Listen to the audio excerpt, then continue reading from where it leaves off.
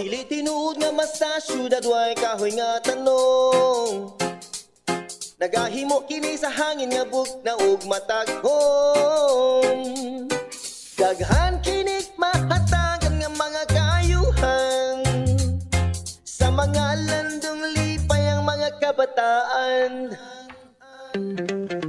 Ilang panghuna-huna ambot asagikan. Kahoy kuno sa dakbayan dili na angayan. Sundo na to ang mga dagkong dakbayan. Mga dagkong kahoy kilit sa kadalanan. Pusa ipataas ang mga dahon nga nagtubo hatag og kinabuhi. Sa kalibutan nga nabuhi sa pislik atong ipakita kinaiyahan natong mga kauban.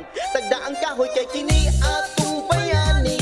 Pislik atong himong dakbayan nga matahong. Sa mga kahoy ug uban pang nindot nga mga tanom.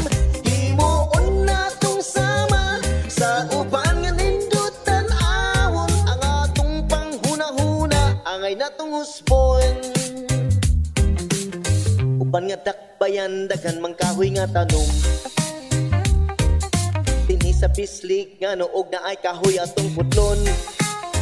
Nga noog kun sabay tinuod nga rason kay makalibog ug subo palandungon. Unsay mahimo nato nga dangatan ug walay mga kahoy ug mga kabulakan. Unsay mahitabo niini nga kalibutan kung sundon ta ang sayop nga baruganan.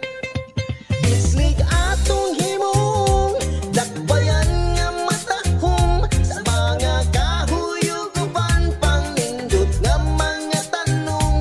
Himuon natong sama sa uban nga nindot tan-awon. Ang atong panghuna-huna angay natong husbon.